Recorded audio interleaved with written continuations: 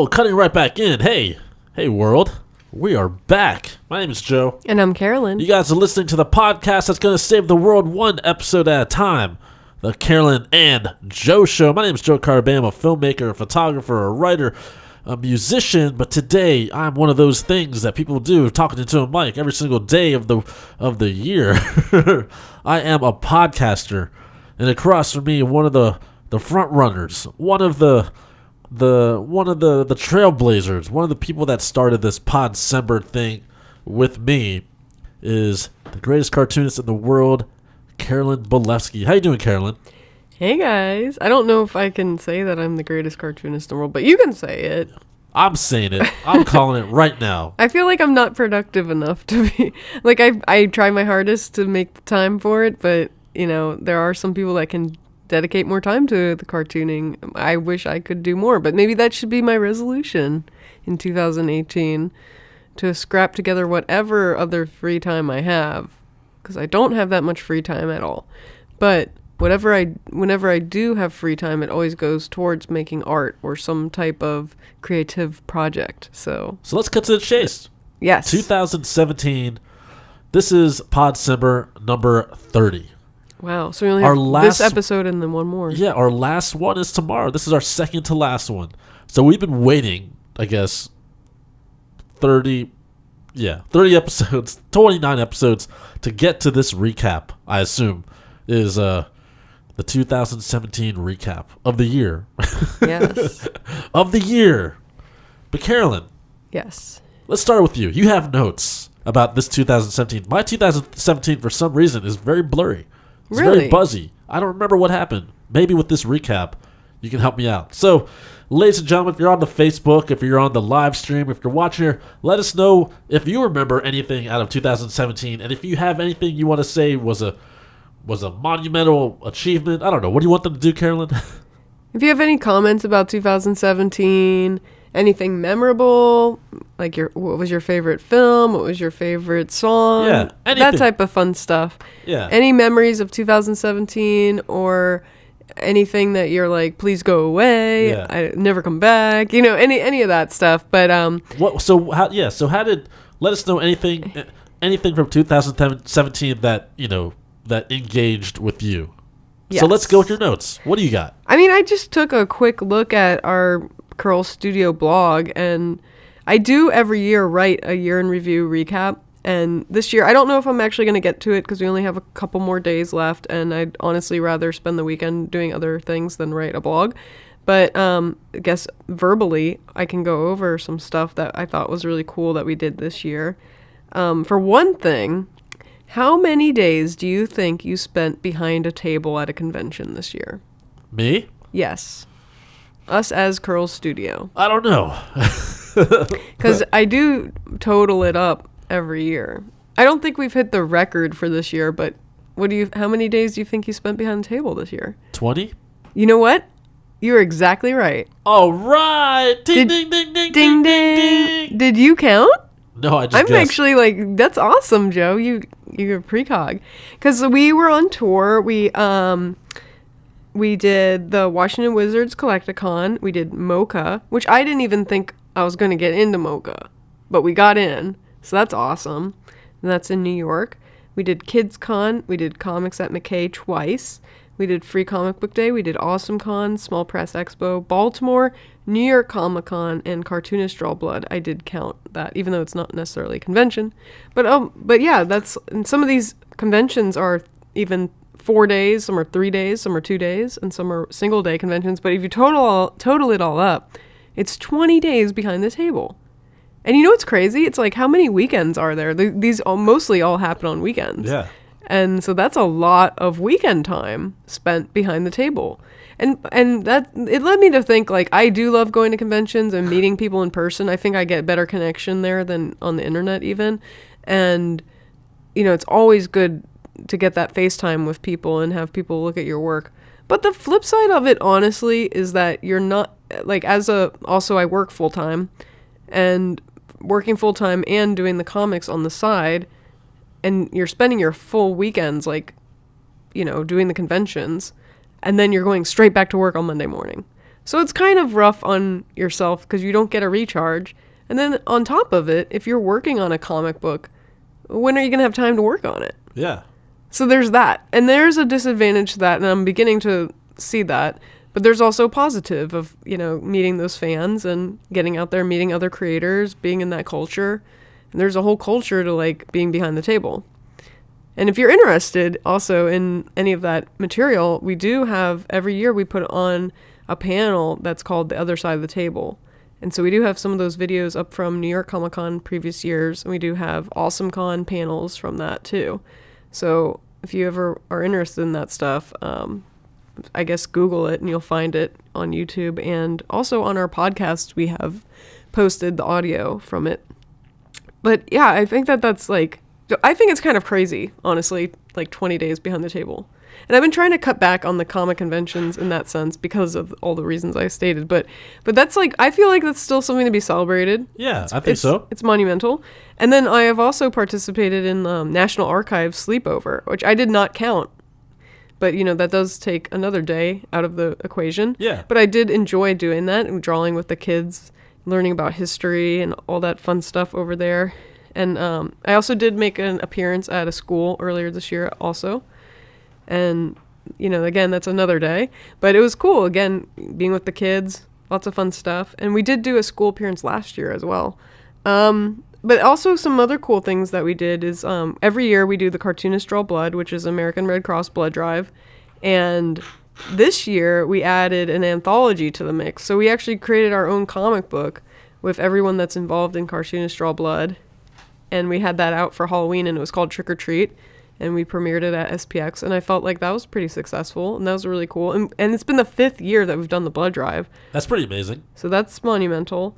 And one cool thing that I made this year was an enamel pin. I know that they're very, like, trendy and such, but I made a really cool one that came out really... It's seriously beautiful. Like, I think it's one of the... It is pretty beautiful. I mean, I took the promotional photos, the product photos of that, and they look pretty stunning. Yeah, for those of you that aren't familiar, I have a comic strip called Curls, and we have a character called Toast of the Town, and it's a piece of toast. He has a jelly smile, and his eyes are like 2 holes popped out of the toast. And most likely for the hell of it, and just to get that the enamel pin over even more, I'm going to use that as the image for this podcast episode. Cool, that's awesome. But I'm like really proud of that pin because, I mean, I know that, like I said, it's very trendy, especially at shows like SPX and such. And it was very like, I've always wanted to do an enamel pin, and I wanted to make sure it was done right. And I did a lot of research going into it to figure out like how I'm going to make it, all those details. And it's cool because also Toast's smile is like a jelly smile and has sparkles in it.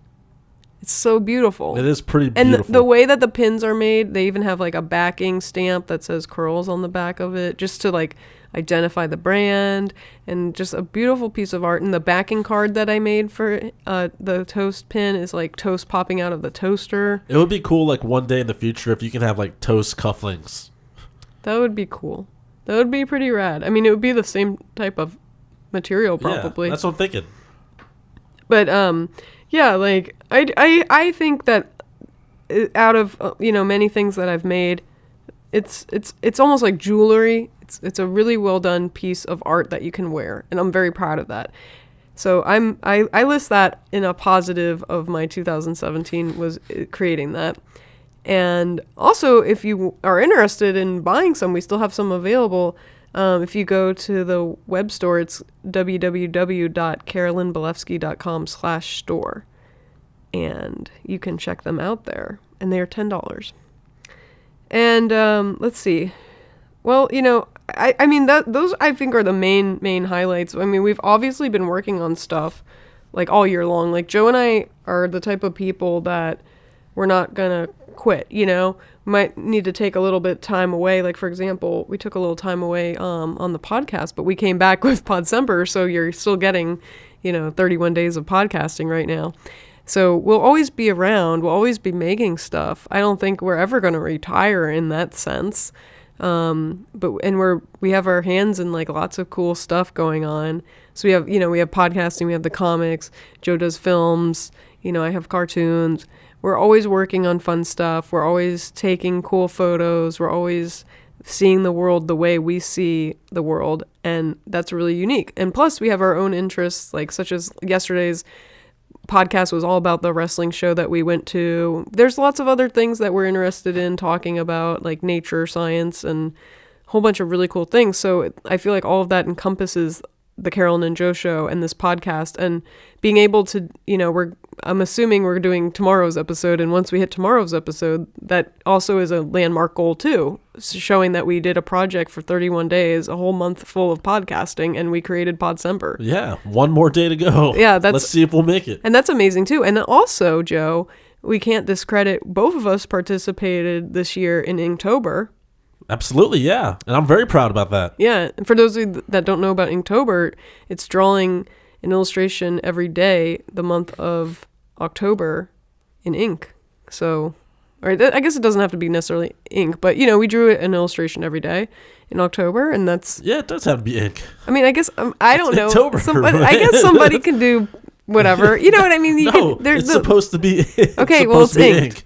It's inked. And my theme was turtles, and Joe's theme was Alfred Hitchcock. And so we completed that. And that's, if you think about it, we did 2 full month-long projects. I am actually super proud, and I'm not a very proud type person, but I never thought I could pull that off, especially with like my schedule and that. But exactly. I actually made it. I really enjoyed the fact of doing Inktober like in different places, in the like wherever I was filming. I brought that on a plane, Yeah. I brought that to Whole Foods. I brought that sketchbook pretty much wherever I could go, and it wasn't just like the Inktober for me wasn't just ink. It wasn't like pencil and ink. It was my direct to ink. And that to me, direct to ink was something I started over a year ago at this point. And that's no pencils, no guidelines, no nothing, straight ink. Straight ink. Yeah, sometimes there'll be references, but that doesn't actually having a reference doesn't make it easier. Sometimes, yeah. That actually puts more pressure, because if you're just a freeform ink and you have no guidelines or anything, or you have like nothing, it's cool because you're like, oh, I'm just flowing and being fun. But if you have like, oh, I'm trying to capture this likeness with a direct to ink, that is a lot of pressure. You know what I mean? Yeah. That you really can't mess up at all. And this was my first Inktober. I know. Didn't you participate last year? I believe so. No, this is my first one. Oh, really? Okay. So this is both of our first Inktober's, but I know you've been doing direct to ink for a year or so now. Yeah, I started direct to ink, I think October 2015. Okay. Not 15, 16. Okay. I did that around that time.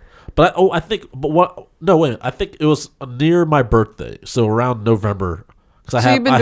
You've been pretty much doing an ink drawing for a day, almost daily. Yeah, pretty much, give or take a few days, daily. But you've also made up for the days that you missed, so you've technically kind of been doing it daily. Yeah, I would say it's daily to some degree. But you got to be a little bit lenient with our schedules, guys, because also like for example, the reason why I was holding back on Inktober until this year was, we do New York we do New York Comic-Con, which is a 4-day show, but it takes a lot out of you, and when you're at the show and like commuting there and setting up your table and stuff, but you were doing it then. I did the Inktober on that time. For me, it takes a lot out of me because you're trying to engage with people and be like working the show, and then you see what I mean. If like let's say you miss a few days, I feel like it's okay to make it up. Like you're your own boss when it comes to that, So and you're also working on top of it. So it's for me. I'll just be straight up. October is the hardest month for me. It's been like that for probably a little bit over a decade. October is jam-packed for me. It's very, very hard for me to do almost anything personal at that point. Like I feel for me, like I'm the same way, but there's this part of me in my head with this Inktober part where I knew if I can just do 20 minutes, if I can just get it down to 20 minutes, doing something like that from top to bottom, 20 minutes, and I can pull it off. Because like again, the direct to ink, a lot of times what takes a lot of time with producing any illustration is the pre-planning, right? Is the penciling and the erasing and getting it done.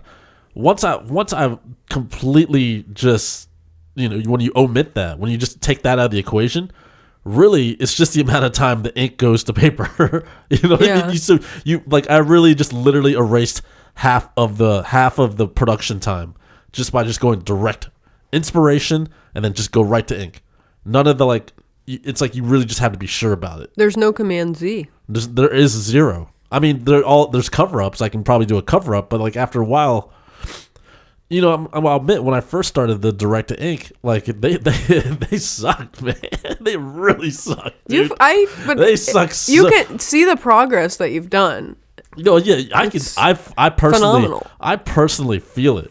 I feel like I did a direct ink today of Cooney for his on his gift wrapping, and that wasn't something where I was like, okay, I was planning on doing it. It was something where well, I have this. Now I see a blank piece of paper, and I'm like, well, I obviously could just write to Cooney, but I'm like, why am I going to do that? Let me just do a direct ink. Let's just do this whole illustration right here. I know it's only going to take that much. Personal and special. Yeah, it's pretty nice. But I feel like at the beginning it was painful so bad. I mean, there's a certain amount of confidence you need to get at that level. I was just really hating it. I was like, God, this sucks. This sucks so bad. This sucks so bad. It really just sucks so bad. I was like, I gotta just do it every day. But there will be a time where I'd have this one success, and I'm like, okay, there's something. It looks like a drawing. Remember, I used to say I was like, I'm happy enough if it looks like a human right now. If it looks like an anatomically correct human, it's good. I'm fine with that. Yeah. But now it feels good. But now I also it's like a muscle where if I don't do it for 3 days, I gotta get it back. Yeah. So between Inktober and Podcember, right there, that's 62 days of doing a project. Yeah. On top of everything else that we're doing. That's pretty amazing. So in a way, you do gotta clap your hands and pat your back, because even though we're clap not your hands, pat your back, boop boop boop boop boop. But we're not necessarily type of braggy in that sense, but I feel like it's good to acknowledge it at the end of the year and be like, wow, looking at these numbers and these statistics, it's we've been productive. And then you also do need that recharge time. It's very hard for me to relax at that point, because I am always I always feel like I need to produce something. I can hardly relax. I can't, I just, it's part of my body. I'm trying to actually learn how to relax. Well, part of me, I don't have a problem with the relax part, but I have a problem with the, I feel like I still have more to give. Mm-hmm. Even when I was, when you're part of a band and the band is not making music for a certain amount of time, I still find myself making, I have a guitar in every room. It's well, if you guys don't want to play right now, then I still need to play. You know what I mean? So you got to do something for yourself. It's not even just for myself. It's I just feel like personally I have so much to give. Mm-hmm. I just have this musical energy that I need to store. I have this filmmaking energy. I have this. I mean, now I get this because I really missed drawing, and I get so inspired with the Fabio Moons or Fabio, whatever you want to say, or the Paul Popes. You know what I mean? Mm-hmm. And the David Laphams and the all those guys. And when I see them cut loose, and the Frank Miller, all that. When I see them draw, and in just my head, I'm just like, I want to freaking do that, man. You know what I mean? It's I feel, and that's just that's still part of me, and I have that energy, and I don't want to ever lose that chase. And the cool thing about it too is you can look back, you're saying how your initial ones you thought sucked, but there was a success. But now when I drew one good success, I had to keep going until I was happy. I was like, okay, that was a fluent line. That's a success. And then what started happening was, in everything that I made, I had to keep going until I had a success. Mm-hmm. In some way or form. But I'm just saying, I can see progression, and you've gotten better. And that just also shows you strengthening your muscles every day. It's like working out. It's just like going to the gym. Yeah. And hopefully in 2018, I'll stretch those filmmaking muscles even more. Exactly. So we have something to look forward to. So now let's talk, enough talk about us now. Let's just, I guess, get into the whole year of 2017. I wrote down a little list, too.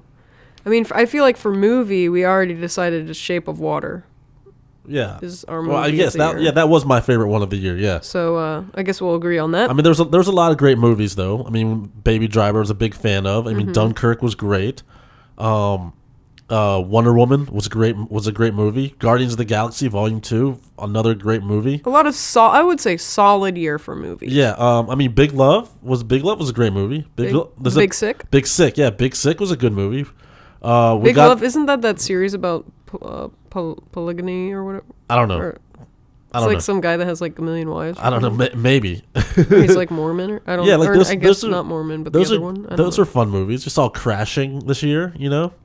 Crashing was a pretty good TV show. Yeah. Also, we what's it called? Principals. This Vice Principals. Vice Principals is like one of the most insane shows I've ever seen at this point. Mm-hmm.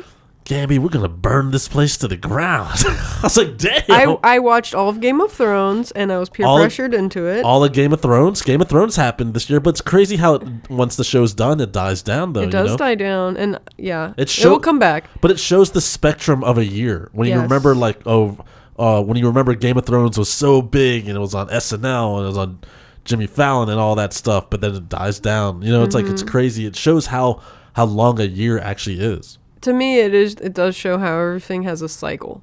Like and for me, it's hard because once you hit it big, and then it's like you have that time period where you're big, but then it goes away. Because everything washes away. This is also the year. I mean, we were big into Nashville. Nashville returned. That was fun, but also a show that should have done better. Sun Records. I'm a big fan. I was a big fan of Sun Records. On CMT, on CMT. If anyone's listening from CMT, man, you got to reunite all those guys to make the $1 Million Quartet. Yeah. That's what I was waiting for. Tell people what Sun Records was real quick, though, because I'm a fan of that. I'm a fan of that era. Well, Sun Records is an actual recording studio in Memphis. You can actually still visit it right now. It's where Elvis was discovered, and Johnny Cash and Jerry Lee Lewis all hung out. And I guess Carl Perkins also was part of that $1 Million Quartet. And that's where the guy's name is Sam Phillips, and he created the recording studio. I think it was like mostly to do like little ads and jingles at first, but then he discovered the talent that was near the area.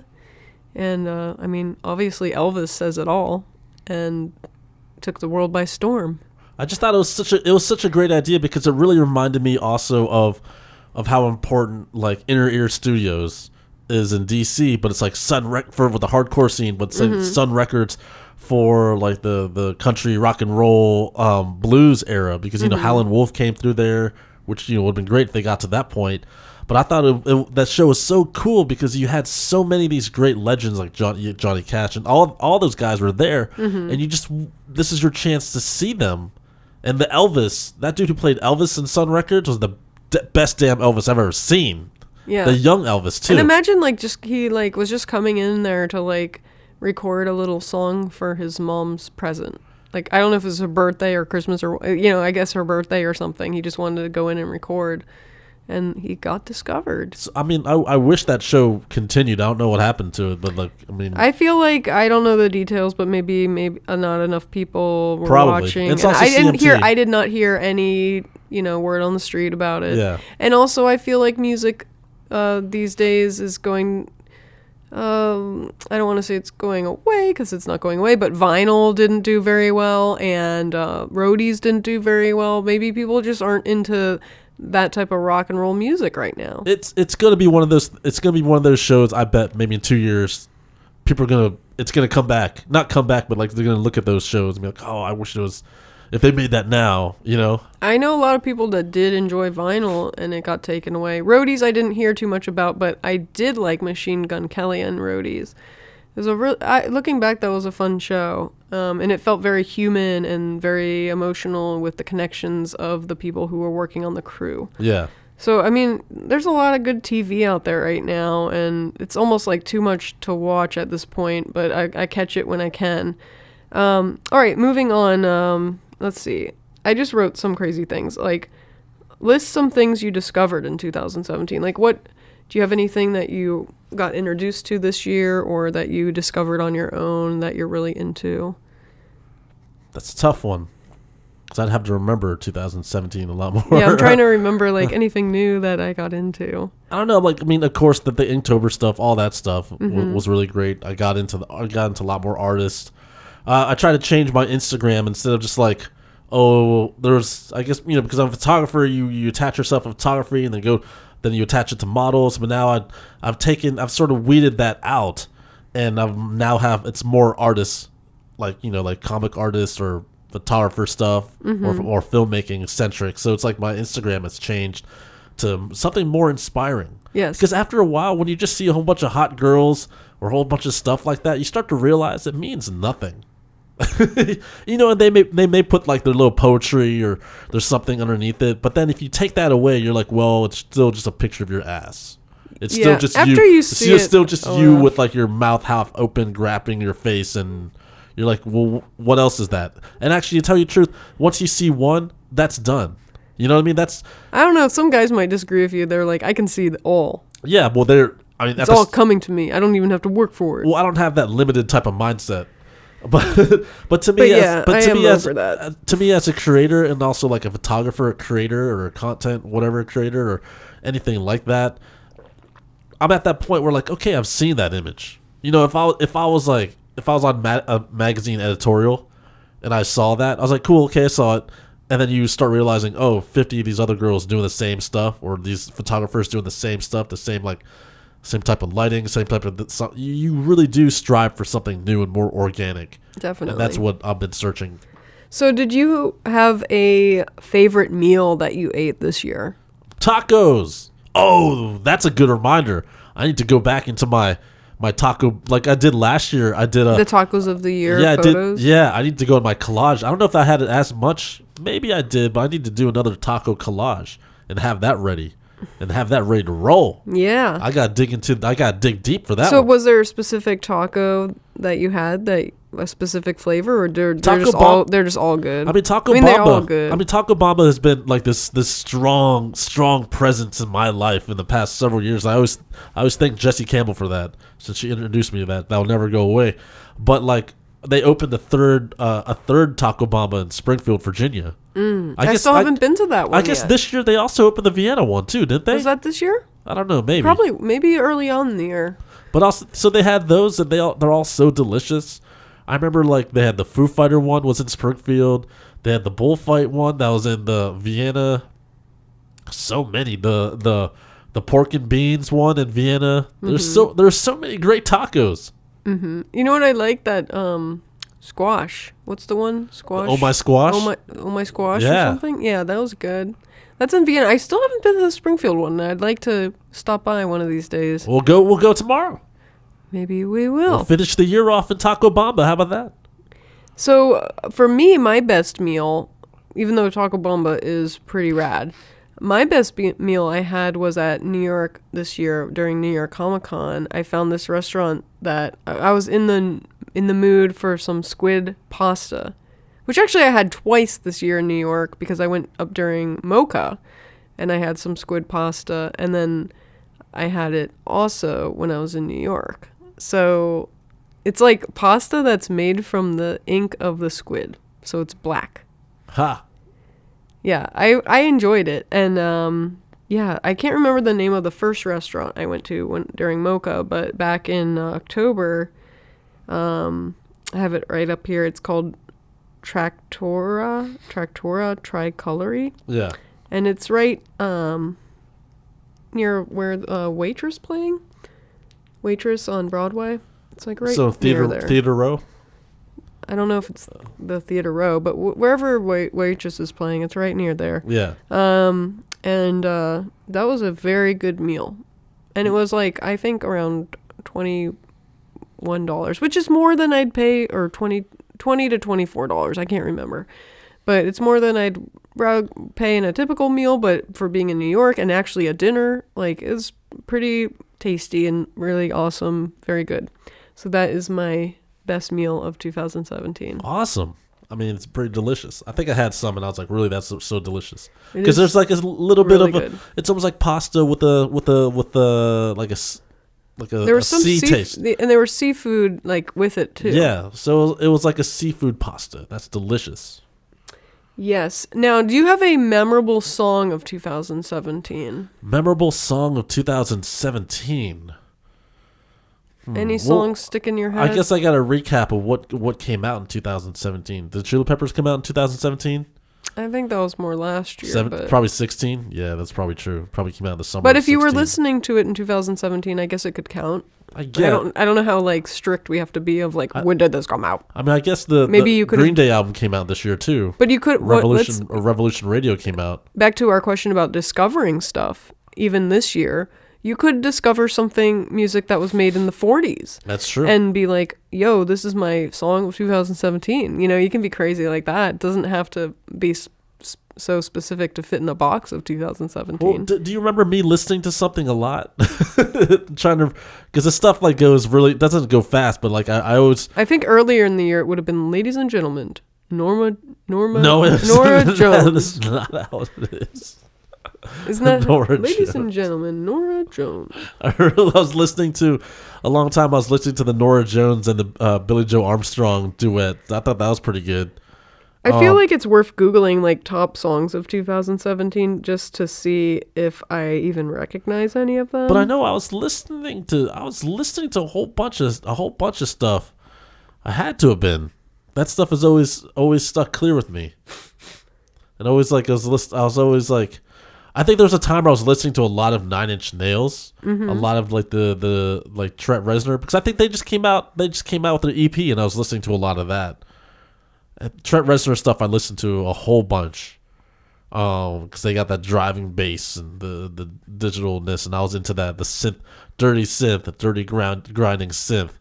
I also think I was listening to a bunch of Stone Temple Pilots earlier in the year too. STP. Yeah. I remember you did listen to them. I feel like on the radio that Ed Sheeran guy is like on all the freaking time. I don't even know what song's that.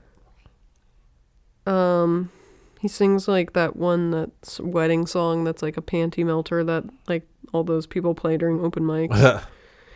Trying to remember what other. But I just feel like he's on the radio a lot. Because I've been listening to the Shape of Water soundtrack in the past couple months. I had to have been rocking out to something. I remember when I drove down to Charlottesville, I was listening to Nine Inch Nails. I guess I was listening to Nine Inch Nails a whole bunch of times, really. Mm-hmm. That might have been like a Nine Inch Nails year, and I didn't know it or not. Or it must have been like a Trent Reznor year, and I didn't know it or not. Because he has a lot of like...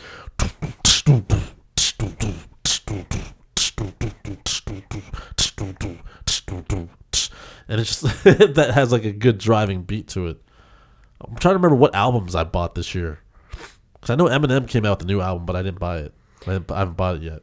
Yeah, I don't know the specifics of what's current right now. But, okay, so what is something that you wish would go away and never come back from 2017? Well, that would go away and never come back? Yes. Nazis. That's a good answer. Quite simply, I wish Nazis would go away and never come back. Actually, anything involving that type of mental aesthetic that's negative and that's just not good, just go away and never come back. How about that? And that was a national event, and also that you were actually there on that day. Consider it like you were in the heart of the action at Charlottesville, Virginia. That was probably the biggest news story of that actual day. That's true. And you were there. That's true. I don't really have good feelings towards that. And it might have been the biggest story of that month. I was listening to Nine Inch Nails at that time. It was a big news headline that represented a big part of the culture for at least a big quarter of the year. I would like for negative people to just go away and never come back. that would be. It's funny how I wrote that question. Like, what do you wish will go away and never come back? like I literally wrote that. That's funny. You know, like those people that shoot into crowds from like a window. Oh, that was also sad. I would like for them to never come back. I'd like for people who would go to a club, and shoot people in a club because they're different. I'd like for them to, go away and never come back. I would just like for people who aren't like, or ideas and just things that motivate people to do bad things to go away and never come back. That would be nice. That sounds good. That's my thing, Yeah, I'm down with that. I'm not always like, love. No, you're definitely not like that. I'm not. I'm the complete opposite. You're like hate. Well, I hate everyone but love. Yeah, and but like to me, there's a logic to it too. Like you can still coexist together, but you don't have to go and like, I'm going to try to run these people over because it's so pathetic. I've said it before.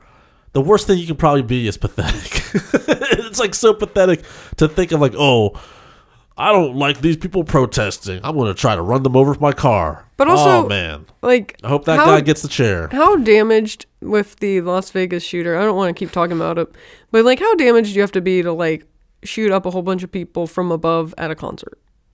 Like, you don't. First of all, they're like strangers, right? So it's like, you're just shooting at people who could agree with you on things. You don't even know. They're just having fun time at a concert. Like, I just wish, like, what I really wish is that before a person tries to pull something like that, and this is for something for the future, I wish something happened to that person that's like the Christmas story, that's like the Christmas Carol, not the Christmas story, but the Christmas Carol, where right before they decide to do such a heinous act, like something like triggers in their mind, like they have a flash and they get visited by 3 ghosts, and they at the end they end up not doing it.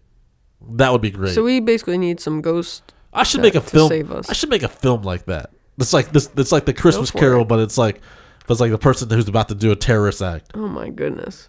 But then he all of a sudden starts convulsing on the ground and goes and has some sort of flash. So here's another question for you regarding, like, I guess more of a clickbait type thing. What is the top article you regret reading this year?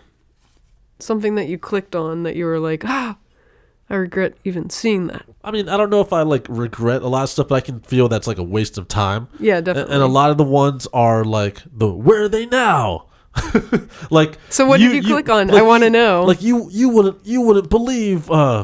It's either like you wouldn't believe how this Olympic gold medalist looks right now. You wouldn't believe how this TGIF actress looks right now. I'm like, okay, cool, and then you have to do next, and you have to do next. Yeah. I hate that. To me, once I see at probably the first 5, like I was like, okay, this is never ending. But then after that, I was like, once I see that next button on the bottom of the page, I'm like, fuck this. But what specific articles do you remember? Like, you're on the page and then all of a sudden you're like, what did they go on the internet for? No, I didn't really have that. I just knew those are the ones I can tell you that I remember this article that I clicked on. It was like talking about I forget what country he's from, but I'm going to say like some place in South America, but I'm making that up. But there's a guy that has like, I'm making up the number, but he has like an 18-inch penis or something. How does he walk? I don't know, but it's really long. It's like a hose. I don't end up on those types of pages. Okay, it wasn't those a are porn. Not the type of pages. It wasn't porn or anything. It was like the mirror or the sun. Yeah, I don't. Okay. But still, like once I see like the headline, I'm like, well, that's not for me. Well, they actually blurred it out, but it was like either way, it's not like I need to find out more. They had a picture of his pants. And it was like dangling on the side of one of the pants. And I was like, it was like almost down to his like knee. And I was like, what is this? And I had to click on it because I was like wanting to look at that. I admit it. I don't want to look at that. I didn't want to look at it, but I was like one of those things that was so like, absurd that I was like, I need to click it. It's funny because like you see like guys don't. I mean, I guess they did, like, you see, like, oh, check out this girl who has, like, ginormous, the biggest boobs ever, King Kong boobs. How can you walk like that? Yeah, that's, like, equivalent to that.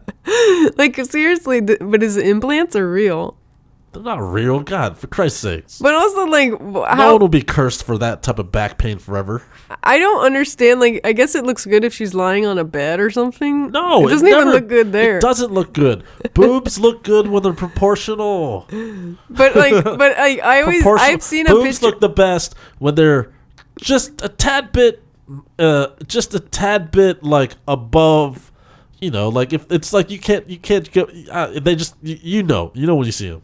But like I've seen pictures of the ladies with the huge, ginormous like implants. Yeah. Like to the point where it's like a balloon or something. Yeah. See to me, like I don't know how you get a bra for it. First of all, how do you walk? That to me is equivalent to like the bearded lady. That to me is equivalent to like the merman. It's like a sideshow. Yeah, that's what that is. Check out the size Z titties.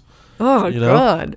But that's it. But it's like I don't know if that's like pleasurable to be like wow, those are great. Now I want to do her. You sort of don't want to do her. How would you see her face?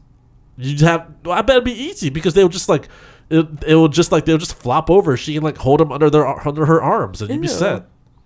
Ew. Yeah, I don't really want to see that. I like proportional dancer shape. So, but I guess like in the interview with the guy with the 18-inch, like I guess his whole thing was like he wanted to go to like Hollywood to be an actual porn star. But my question is it, if it's dangling like that, when it's like erect, like how big is it there? I don't know. And then also I'm assuming, how can you fit 18 inches? I don't know how that works. I'm assuming the moment that guy is erect that he's going to go into cardiac arrest because all of his blood is going to be gone out of his body. That's the only thing I can think. I'm like, okay, so if he gets hard, then sort of it's done. That's like life threatening at that point. I have no idea. I feel like that's like a sword coming at you. You know what I mean? Like I'm like, whoa, like I don't. And they blurred it out like the flesh of it, you know. But then even just seeing it in the pants, it looked like something's like. It's almost like a joke or something. It is a joke. But he was like saying that. It's a curse. I guess it's like that's a curse. He's like, I want to have the biggest ever, and then it's like that's all you can do because you obviously can't get in a fight because that's like an easy attack. It's like, oh look, that guy has a long ass penis. Just attack that. But also, I guess I think stick a sword into that. I didn't really read the full article because I was just like, I need to get off this page. But why'd I click on it? But I'm like, but I want to know. But anyways, like. I guess he like was having trouble even like keeping jobs and like maybe it was like a hindrance to him. I don't know. Well, good for him. Let's move on from that. Anyway, that's what I'm saying. I like regret clicking on that. Okay. Well, any other takeaways from the year? Or, like any other discoveries that you came about in 2017? Any takeaways or discoveries? Yeah, UFOs are real. Like the overall recap of the year, like what is something that when you think back you're like, oh, that marks 2017? Like a fidget spinner. I don't know. I don't understand the appeal of it. I think those are on their way out. What sucks about 2017, I have other reasons to know that 2017 is great, and maybe we'll talk about that later in the future. We have one more episode before Podcember is over. But people are just going to look at 2017, and they're going to look at that, of course, as the strong political year. And I think last year was even more because the election results actually came in. Sure, but now we're in the heat of it. We're like in the apocalypse zone. But I mean, it sucks. It sucks. But like to me, I'm not going to think about this year like that. I'm going to think about other stuff because I got my own life to live. That's true. I don't want to be stuck in that. I got plenty of other things to think about. Yeah, that is true. And like, I know a lot of people were disappointed in last year, and I guess this year as well. And yes, there were some dark times, but there were also some really good times. So I feel like those need to be celebrated and not just stuck in the orb of bad times. You know, like there's a lot of good things that actually happened this year. So we need to focus on those things. So I remember, Monday Mistress played a lot of great shows this year. Played a lot of good times, got to the finals of the Battle of the Bands, and that was a great thing. Can never take away from that. And I recorded an album in Inner Ear Studios. I always take away. I will not. That can never be erased. What's been made can never be unmade. Mm-hmm. So those are great times. And you went to the Rosebud Film Festival? Yeah, Rosebud Film Festival also was won an award. Won the local hero award at the DC Web Fest. Yeah, that's all really good. I feel like I've built some good new relationships that will hopefully flourish now even into the future. I feel like this year I met a lot of great people that I feel like we're now just getting started. So 2017, we're now just getting started. Yes. And overall, I feel like the year did go by very quickly for me, especially the last half of it. Like I don't even know where November went, first of all. Like, all of a sudden, I was like, it's December? And all of a sudden, now I'm like, it's what? We only have, like, 1 day left? Yeah. It's, like, blowing my mind. I mean, there's a lot of great stuff that happened in 2017, everybody. Look for it. Yes. Just look for it. There's a lot of great stuff. If you can get rid of all that bad stuff, you're there. You're at least stronger from what came before. And if you're listening to this show, you're alive. Yeah. So even just knowing that you're alive, I know it sounds silly, but it truthfully, like, life is so precious and so fragile. And once you realize that, like, you got it going on right now. So what do we have to look forward to tomorrow, the last Podcember episode? What do you have in store for us, Carolyn? Okay, so I figured for our last episode, we got to start making predictions of what 2018 is going to bring. So tomorrow's episode's predictions for 2018. Okay. And it could be anything, even conspiracy theories. I want to hear what your theories are. So if you have any idea of what next year will bring, please let us know. Nostradamus, all you Nostradamuses out there. Let us know your predictions, because we want to know what you're thinking. We want to know what your mind's racing about. Well, there you go. Tune in tomorrow. Of course, this show is always brought to you by Astray Productions. Check them out at astrayproductions.com. Check out my work, Joe Carabeo, joecarabeo.com, goastray.tumblr.com. Find me on social media at AstrayJ, at Joe Carabeo Photography. Also, download the song Run by Monday Mistress.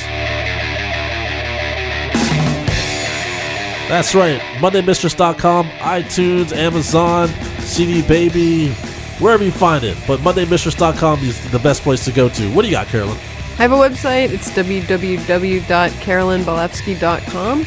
And there's lots of comics, illustrations, designs up there for you to browse. My whole portfolio.